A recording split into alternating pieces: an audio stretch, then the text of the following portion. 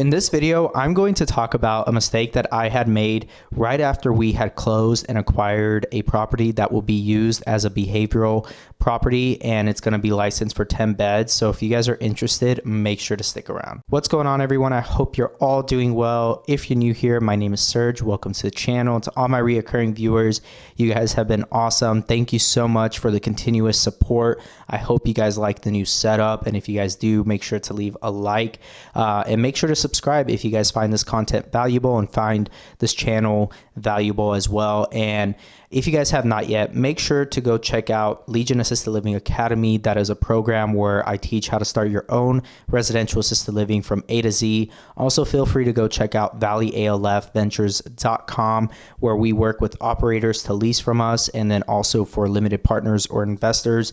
And make sure to go follow us on Instagram at valleyalfventures to get updates on the current properties we're working on, what the projects are. So if you're interested, make sure to go follow us on that. And then with that being said, let's go ahead and jump into the topic of this video. Now, what had happened was we acquired a property back in April, and it was for an operator who is going to be doing behavioral out of the property, and they're going to be leasing it from us. And what had happened was after we closed, we knew it was already zoned. We had checked that, but it was previously licensed for a different purpose, which was DD, which is for disabilities.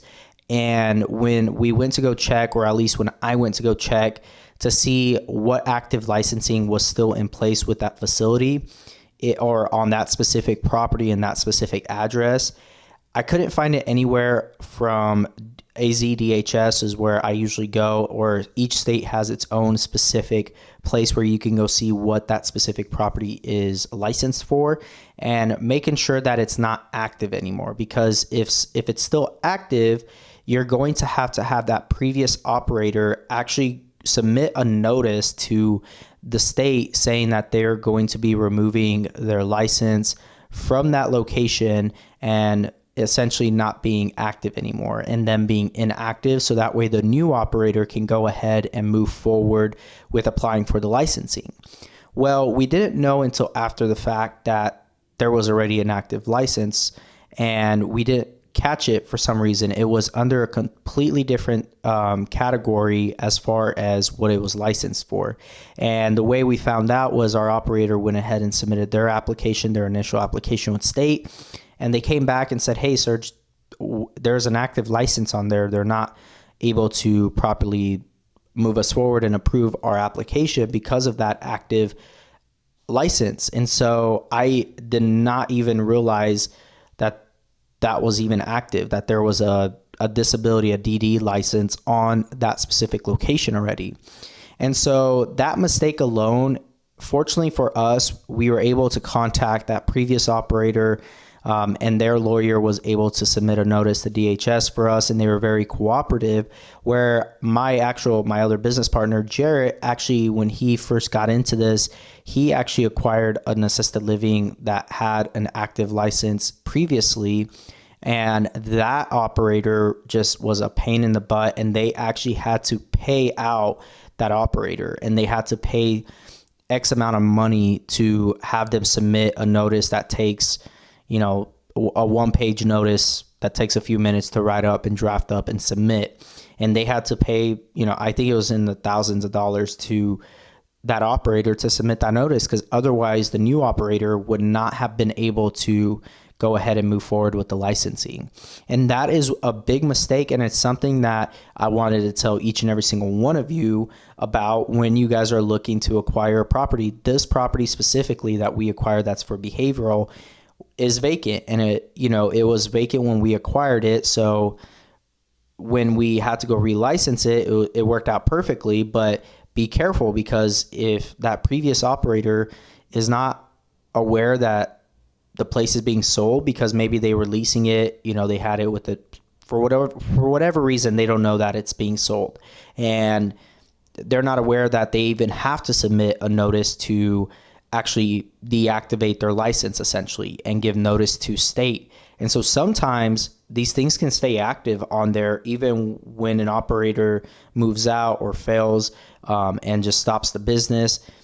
They just forget to submit a notice. So make sure when you guys are doing your due diligence and you guys are looking at these properties that you have an affidavit from the seller stating that the license on that specific location is no longer active, or having paperwork that states that the previous operator has already submitted notice to deactivate that license. So make sure that we have this stuff, and make sure you have this stuff when you're going through your due diligence, when acquiring, maybe you're acquiring something from scratch, maybe you're acquiring, something that is still active, and making sure that you understand the process. And if you have a really good broker and you have somebody who's representing you and understands this business really well, they're going to be able to make sure that you get all this stuff. But regardless, though, it's on you as the buyer and as the new operator to make sure that this stuff is being taken care of, because it could cost you, like I said, thousands of dollars, and it could delay you from actually being able to get licensed. And it is something you have to be aware of. And not only that, but there are a lot of other things that I want to discuss, the lessons that I'm learning along the way of acquiring other facilities, not just assisted living, but even behavioral. So just be aware of that, and make sure if you guys have any questions, email me, schedule a mentorship call. These, I know a lot of people sometimes say, $150 for 30 minutes can be a lot, but it could save you thousands of dollars before you even get into acquiring something, or even later on down the road. So just check out the link down below for the mentorship call. And if you're willing to go through the academy and pay a little more and have something that you can go back and rewatch over and over again just to make sure, that is also, the link is down below. And I just encourage each and every single one of you, because I come across a lot of people who end up losing a lot of money or coming out of pocket a lot more money than they originally thought. And like, for instance, actually, as I'm filming this video the day of, I actually spoke with somebody who had stated that they went to go purchase an existing business, and they put in $20,000 and they signed all the paperwork, and for some reason they just didn't do their due diligence, and they ended up just taking over a vacant home. It didn't even have any residents. There was no active business in there. It was just a vacant home. And those are the types of scenarios I want to be able to save you guys from, and be able to give you guys the information you guys need to make sure that you make the right decision for yourself and for your business and for your future. Because at the end of the day, this is a very good business to get into. And the last thing we want to deal with is not getting what we signed up for. And so just go ahead, continue to watch all these videos. Feel free to schedule a mentorship call. Feel free to check out the academy. And if you're able to go through it, make sure to check it out and make it worth your time and your investment. But with that being said, I want to provide other opportunities for other people who may not want to be on the operations side. But I do have some exciting content coming out very, very soon for a current property that we're working on. You guys can follow us again at Valley ALF Ventures on Instagram. And I'm going to do like a renovation series, because that's what I'll be doing. So that way you guys can see exactly what it is that makes a successful residential assisted living. And I'm going to do a complete walkthrough. I'll do a before video, and then a series on, the stages of renovations that we do. And so that will be coming out. We're set to close in August. And so those videos will be coming out then, August through about October.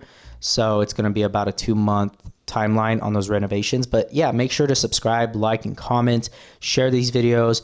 Make sure to go check out all the links down below. And with that being said, I hope you guys are all doing well, and I will talk to you all in the next one. God bless.